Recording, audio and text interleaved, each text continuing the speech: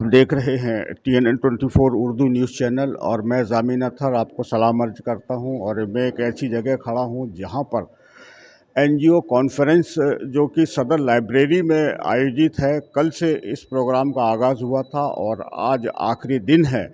और इसमें काफ़ी दूर दराज से NGOs यहाँ पर आए हुए हैं, बेंगलोर से भी हैं और अकोला से हैं और करट से भी आए हैं। और हमारे साथ इस समय मौजूद है मिस्टर अमीन मुदस्सर साहब, जो सिग्मा फाउंडेशन बेंगलुरु से यहाँ पर तशरीफ़ लाए हैं। और TNN24 उर्दू न्यूज़ में हम आपका इस्तकबाल करते हैं। और आज के प्रोग्राम का क्या मकसद है और आप क्या योजना लेके आए हैं?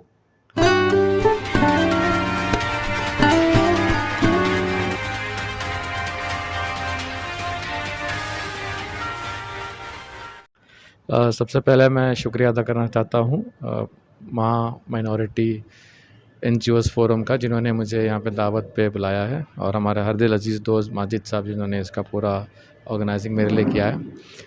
सबसे पहले जो भी काम होता है माइनॉरिटीज़ में हो या NGO में हो, जुड़ना जो है बहुत ही इम्पोर्टेंट चीज़ है, क्योंकि एक कहावत है, नेटवर्क इज़ नेटवर्थ, और एक दूसरे से सीखना जो है ये काम को आगे ले जाता है। और हमने भी यही देखा है कि जब कभी भी कोई कॉन्फ्रेंस हुआ है, वहाँ पे जो आइडियाज़ निकलते हैं, वहाँ से जो फ़ैसले अल्लाह ताला वहाँ से शुरू करते हैं, वो बहुत बड़े बड़े इदारे बन जाते हैं वहाँ से।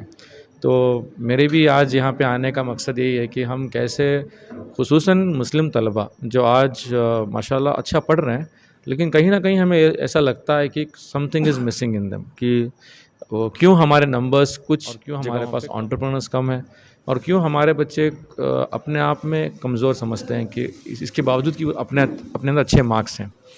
तो मेरी आज यही कोशिश है कि हम NGOs हम क्या कर सकते हैं, क्योंकि स्कूल्स, कॉलेजेस, पेरेंट्स सब हैं, लेकिन NGOs का बहुत बड़ा रोल रहा है। लीडर्स का मकसद सिर्फ बच्चों को तालीमी याफ्ता बनाना नहीं है, उनको इस मुल्क में कैसे अपने अंदाज को बेहतर करना है, कैसे एडमिनिस्ट्रेशन में घुसना है, और कैसे हम जो है फ्यूचर लीडर्स को बनाएंगे, क्योंकि जो कौम लीडर्स को बनाएगी वही कौम सर्वाइव करेगी। तो मैं उसी उम्मीद से आया हूँ कि इंशाल्लाह आज यहाँ पे NGO से हम डिस्कस करेंगे, हम सब एक ही किश्ती में। फिर क्या आप मतलब काम संभालते हैं? वैसे मैं एक करियर काउंसलर हूँ, मेरा अपना खुद का कंपनी है बेंगलोर में, सिग्मा बोल के, और सिग्मा फाउंडेशन बोल के हमारा एक NGO है बेंगलोर में, जो तकरीबन 16 साल से है। और हम लोग भी जो है अपने शहर में एक साउथ इंडिया NGOs कॉन्फ्रेंस करते हैं, और मुझे भी वही इमोशनल बॉन्ड था कि चलो भाई कॉन्फ्रेंस बोले तो कुछ होती है। और हम NGOs के साथ काम करते हैं, ट्रेनिंग्स करते हैं, स्कूल्स कॉलेज में ट्रेनिंग्स करते हैं, और बच्चों को भी गाइडेंस बहुत कुछ करते हैं कि नेक्स्ट क्या पढ़ना चाहिए 10th 12th और ग्रेजुएशन के बाद।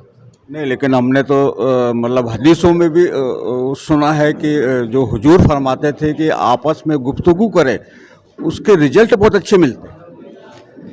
जी, जब हदीस में बात आ चुकी है तो जाहिर सी बात है कि वो हमारे लिए बहुत ही इम्पॉर्टेंट बात है, और हमें उस पर अमल करना है। आपस में मिलना, आपस में जुड़ना, फ़िक्र के साथ बैठना, और यही उसका मकसद भी है कॉन्फ्रेंस। जी बिल्कुल, ये फ़िक्र के हम कुछ कर सकते हैं। मैं जाकिर साहब के साथ सुबह जब एयरपोर्ट से आ रहा था तो सर बता रहे थे कि किन हालात में क्या हालात थे महाराष्ट्र में, कैसे महाराष्ट्र में जो है माइनॉरिटी के बजट को जो है पूरी तरह एक पूरी कोशिश के साथ जो है सर ने दौरा किया, पूरी टीम ने मिलके जो काम किया है। तो इसे कहते हैं कि अल्लाह काम लेता है। मैं हमेशा यही कहता हूँ कि आप कुछ भी पढ़े लिखे हों, कुछ भी लेवल पे हों, पैसे वाले हों, अल्लाह जिससे काम लेना चाहता है उसी से काम लेता है। तो हम सब NGOs को दो रकात शुक्रिया नमत अदा करनी होगी कि भाई अल्लाह हमारे से काम ले रहा है, वरना हम भी शायद आज इंस्टाग्राम पे कुछ देख लेके बैठते हैं, या टाइम तो गुजर जाता है। तो आप क्या कहेंगे अमीन मुदस्सर साहब ने जो फरमाया उसके ऊपर में आप क्या कहेंगे? अमीन मुदस्सर साहब को मैं 2019 से जानता हूँ, और जो 2019 में एक 2 रोज़ाना NGO कॉन्फ्रेंस जो नॉर्थ साउथ इंडिया की होती है, उसमें हम लोग महाराष्ट्र से 22 NGO के पर्सन्स यानी कि एक्टिविस्ट शामिल हुए थे। 2 दिन में इतना सारा ब्रेनस्टॉर्मिंग मिला कि इसमें से एक ही हमें मालूम हुआ कि हम लोग आज जो NGO चलाते हैं, हमें वक्त मिला ऐसे चलाते हैं, वक्तन फ़ोक्तन चलता है वो, लेकिन प्रोफेशनल अप्रोच जो है, प्रोफेशनलिज्म इन एनजीओज, ऐसा उस वक्त के इसका टॉपिक था मेजरली, कि हमें सिस्टम कैसा डेवलप करना चाहिए। जब तक हमारे एनजीओ सिस्टम में काम करते नहीं है, रोज़ाना काम करते नहीं है, जब तक कामयाबी नहीं है। और हम लोग उनका बहुत बार राय मशवरा लेते हैं, गाइडेंस लेते हैं, और उसी तरीके से आज अमीन मुदस्सिर साहब पूरे वर्ल्ड में करियर काउंसलर बोल के एक फेमस शख्सियत है, और जानकारी रोज़ाना नए अपडेट्स भी रखते हैं, तो हमें उनसे सीखने मिलता है। और ऐसी शख्सियत यूट्यूब में भी बहुत फेमस है, लेकिन इस शख्सियत को अपना महाराष्ट्र के समाज को रूबरू मुलाकात करने की कोशिश हमने की है। और आपका क्या तारुफ है? मेरा नाम अब्दुल मजीद है। तो TNN 24 उर्दू न्यूज़ में हम आपका इस्तकबाल करते हैं और ये जानना चाहते हैं कि जितने NGOs यहाँ पर धरना प्रदर्शन भी हुआ और कल से यहाँ पर कॉन्फ्रेंस भी चालू हुई है और आज उसका आखिरी दिन है, तो इसमें आप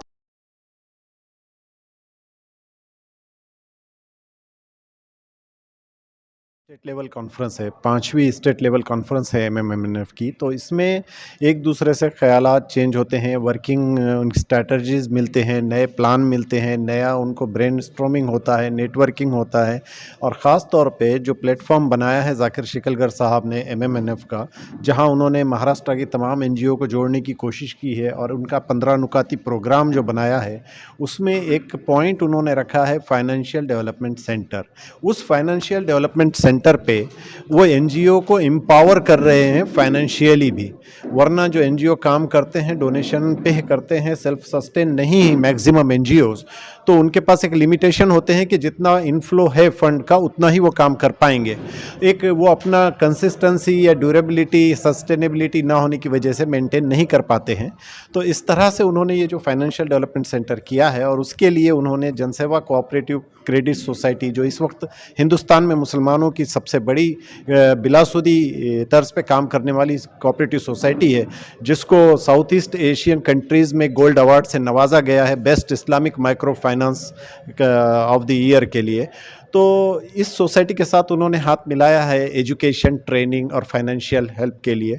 तो मैं as a one of the director of Janseva इस प्रोग्राम में आया हूं कि जनसेवा का तारुफ भी दूं और इनके स्पेशली FDC से जो NGO जुड़ेंगे उनके जो फाइनेंशियल नीड्स हैं उसको हम बिलासुदी तरीके से किस तरह एड्रेस कर सकते हैं, वो नॉलेज हम इनको दे पाएँ। नहीं, लेकिन एक हट के क्वेश्चन कर रहा हूँ कि इसमें इंडिविजुअल NGO को क्या फ़ायदा होगा पर्सनली?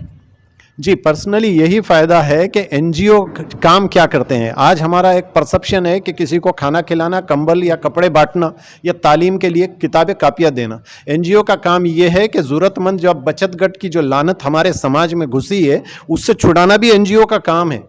हम उनको ये अवेयर करवाना चाह रहे हैं कि आप जिस तरह कोई NGO कपड़े बांट रहा है तो आप एक डिफरेंट काम कीजिए। कल समीर सिद्दीकी साहब ने कहा है कि हर कोई कंबल बांट रहा है तो सभी ना बांटें। तो भाई आप बचत गट की लानत से औरतों को छुड़ाइए। अब उसके लिए उनके पास मुतबादिल नॉलेज नहीं है जो MMNF का FDC दे रहा है, तो उसके लिए जो उनको हेल्प, एजुकेशन, ट्रेनिंग चाहिए और फाइनेंशियल एड चाहिए वो जनसेवा मुहैया करेगी। बिलासुदी तारुफ बताइए। I am doctor Zubair Nadeem from Akola. मैं मेडिकल ऑफिसर हूँ अकोला में और महाराष्ट्र में इंडिया NGO फोरम का डिस्ट्रिक्ट प्रेसिडेंट हूँ। फोरम से तकरीबन 4 साल से हम लोग जुड़े हुए हैं और ये हमारी 5वीं कॉन्फ्रेंस है। आपका सवाल मैं पूरी तरह समझ गया कि एज ए NGO यहाँ कोई पार्टिसिपेंट आता है तो वो यहाँ से क्या ले जाएगा, तो उसका सादा सा जवाब ये है कि वो यहाँ से बहुत सारे आइडियाज़ ले जाएगा।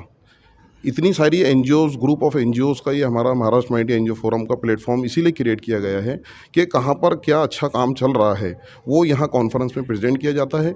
उस काम को जो NGO करना चाहती है वो उसको पिकअप कर लेती है, कॉन्टैक्ट नंबर्स ले लेती है और फिर वो काम पूरे महाराष्ट्र में। लेकिन यहाँ पर जितने लोग हाजिर रहते हैं ये सिर्फ NGOs के काम के बारे में सिर्फ उन्हीं को ही मालूम होता है, तो क्या आपको ऐसा नहीं लगता है कि इसका जो विस्तार आपके मतलब अंजुमन टू अंजुमन होना चाहिए? आप लोग या तो अंजुमन या अंजुमन कमेटी को आप डायरेक्टिव्स दे या वहाँ उस लेवल पे इसकी मतलब कैनवासिंग बोलिए या इन्फॉर्मेशन दिया जाना चाहिए। देखिए, कम्युनिटी का जो अपलिफ्टमेंट है वो एनजीओज़ के थ्रू जो है तो ज़्यादा बेनिफिशियल होता है, क्योंकि एनजीओज़ जो समाज के अंदर उतर के काम करती है तो एनजीओज़ के ज़िम्मेदारान ही जो है तो कम्युनिटी के रिक्वायरमेंट्स को पहले लेती है और उसके ऊपर काम करती है। तो हमें ये लगता है कि इंडिविजुअल्स से पहुंचने से पहले हम पहले एनजीओज़ को एक प्लेटफॉर्म पे ला लें। एनजीओज़ जब अगर एक प्लेटफॉर्म पे आ जाएगी तो उनसे जुड़े हुए जितनी कम्युनिटी है वो ऑटोमेटिक उसके अंदर काम होता जाएगा। तो ये एक सबसे बड़ा मकसद है कि इसका जो टैगलाइन है एमएमएनएफ की वो अपलिफ्टमेंट ऑफ एनजीओज़ ही है ना। तो और सबसे पहले जो है तो इसके अंदर फिर मुख्तलिफ प्रोजेक्ट्स के अंदर ऐसी मेरे ख्याल से तो कोई एनजीओ कोई फोरम नहीं देखा होगा, सब तमाम एनजीओज़ जो है अपना एक पर्टिकुलर एजेंडा लेके काम करती है, लेकिन एमएमएनएफ जो है वो डिफरेंट एजेंडास पे एक ब्रॉड वाइड काम कर रही है। जैसे इसके अंदर मिशन माइनॉरिटी डेवलपमेंट सेंटर बनाया गया, मिशन कम्युनिटी सीडीसी बनाया गया, मिशन हेल्थ केयर बनाया गया। ऐसे 15 कलमी कार्यक्रम जो है तो हमारे फाउंडर प्रेसिडेंट जाकिर शिकलकर साहब ने जो है तो डिज़ाइन किए हैं। अब इसमें होता ये है कि एक हमारा छोटा सा आप मिशन ले लीजिए एमडीसी, जिसे कहते हैं माइनॉरिटी डेवलपमेंट सेंटर। तो कल से जो यहाँ पे बात आ रही है कि माइनॉरिटीज़ के बजट को जहाँ बढ़ाने की हमारे फाउंडर प्रेसिडेंट कोशिश कर रहे हैं तो उसको डिसबर्स करने के लिए एनजीओज़ को काम दे रहे हैं। जैसे माइनॉरिटी का फंड समझो आज 700 करोड़ अगर से हो जाता है तो ये डिसबर्स कैसे होगा, कम्युनिटी तक कैसे पहुंचेगा। तो हमारा माइनॉरिटी डेवलपमेंट सेंटर जो ज़िले में हम लोग शहर में शुरू कर रहे हैं, वहाँ पर ये काम होगा कि लोग वहाँ पर आएंगे, योजनाओं की उनको मालूमात मिलेगी, ना सिर्फ मालूमात मिलेगी उसका इम्प्लीमेंटेशन भी उसी सेंटर से होगा। नहीं तो आप मतलब कैसे सिलेक्शन होगा या कैसे आम आदमी आपसे डायरेक्ट जुड़ जाएगा कि मैं ये काम करना चाहता हूँ? जी, मैं बताता हूँ आपको। देखिए, हमने एमएमएनएफ से बहुत सारी एनजीओज़ जुड़ी है। मैं अकोला से रहता हूँ, ठीक है। हमने एमएमएनएफ के गाइडेंस में अकोला में माइनॉरिटी डेवलपमेंट सेंटर खोला है, ठीक है। हमने हमारे ही नाम से खोला है, flying colours NGO education foundation हमारा जो है तो फाउंडेशन का नाम है। अब हमसे वहाँ ऑलरेडी लोग जुड़े हैं, ठीक है, लेकिन ये काम पहले हमारी एनजीओ नहीं करती थी। अब हमने माइनॉरिटी डेवलपमेंट सेंटर एमएमएनएफ से लिया और हमारा जो काम है उसमें काम को ऐड कर लिया। तो अब जितने हमारे अकोला के जितने लोग हैं वो हमसे ऑलरेडी जुड़े हुए हैं, उनको जोड़ने की ज़रूरत नहीं है। एनजीओज़ का प्लेटफॉर्म ही ऐसा होता है कि एनजीओ से लोग जुड़े रहते हैं, जब भी तो एनजीओ बनती है। एनजीओ के जो लोग होते हैं वो समाज में, और एनजीओ का क्या फुल फॉर्म है? Non government organization. तो नॉन गवर्नमेंट ऑर्गेनाइजेशन जब हम हैं तो जितनी गवर्नमेंट ऑर्गेनाइजेशंस हैं तो हम चूँकि नॉन गवर्नमेंट है तो हमारे पास में हमारे बायलॉज हम खुद डायरेक्टिव्स हम खुद बनाते हैं कि हमारी एनजीओ का जो मेमोरेंडम ऑफ एसोसिएशन होता है कि उसके ऊपर हमारी एनजीओ क्या क्या काम करेगी। तो हमको उसके जो है तो अधिकार भी हैं कि हम ये काम कर सकते हैं, वो काम कर सकते हैं। जो शासकीय जो संस्थाएं रहती है उनको एक कंपल्शन आ जाता है। और गवर्नमेंट से आपको क्या रिस्पांस मिलता है? देखिए, गवर्नमेंट का तो हम एक तरीके से गवर्नमेंट की हम हेल्प कर रहे हैं, है कि नहीं, क्योंकि ये जितने काम है कम्युनिटी का अपलिफ्टमेंट है और उसके बाद में अपने पिछड़े लोगों को जो है तो उनका हेल्प करना है, लोगों को ब्लड प्रोवाइड करना है, बहुत सारे काम हैं। ये सारे काम देखा जाए तो वैसे गवर्नमेंट के ही होते हैं, लेकिन हम लोग जो है एनजीओ की शक्ल में गवर्नमेंट को जो है तो हेल्प कर रहे हैं। तो अब गवर्नमेंट से हमको जो चीज़ें मिलती हैं तो हम आज के फोरम का हमारे कॉन्फ्रेंस का ये भी मकसद है कि एनजीओज़ के लिए गवर्नमेंट जो है तो जो फंड्स प्रोवाइड जो है तो ज़्यादा से ज़्यादा करे और एनजीओ को उसके लिए कैपेबल होना पड़ेगा। एनजीओज़ को अपने एनजीओज़ को वैसे बनाना पड़ेगा, वैसे उनके ऑडिट्स रिटर्न्स, वैसे उनका जो है तो कैपिटल गेन खड़ा करना पड़ेगा ताकि जो गवर्नमेंट की तरफ से जो फंड्स आते हैं उसको हम हासिल करें। Private social corporate social responsibility अपने की सीएसआर की कल बात आई, उसके थ्रू जो है तो हमारी एनजीओज़ फंड ले सके, उसके लिए ये एनजीओज़ का मार्गदर्शन चल रहा है। और हमें खुशी है इस बात की कि जितना एमएमएनएफ जब लोगों को इनवाइट कर रही है, जब ऐसे कॉन्फ्रेंस का जो है तो इनेकाद हो रहा है तो लोग इस चीज़ को अब समझने लगे हैं। बहुत बड़ा एक एनजीओ सेक्टर के अंदर एक अवेयरनेस आया है। पहले लोगों को एनजीओ को रजिस्टर कैसे करना ये भी नहीं पता था।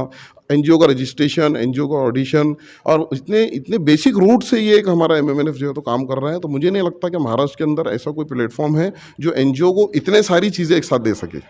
शुक्रिया। कि आप ने देखा मतलब यहाँ पर आए हुए अतिथि लोग और उनके हमने स्टेटमेंट सुने और ये बात हकीकत है कि जो मुस्लिम समाज में इसकी कमी को देखी गई है और इसी की वजह से पिछड़ापन भी यहाँ पर हमें मालूम होता है। और मतलब जैसा कि वो जाकिर साहब ने जो एनजीओ फोरम को यहाँ पर इंट्रोड्यूस किया है और उसके साथ में काफ़ी लोगों को यहाँ जोड़ा है और जागृत किया है, वे बिल्कुल बधाई के पात्र हैं। और हम अल्लाह से भी दुआ करेंगे कि आपका मिशन ये कामयाब रहे और लोगों तक में इसकी मतलब अप्रोच हो और वो आप लोगों से फ़ायदा उठाएं।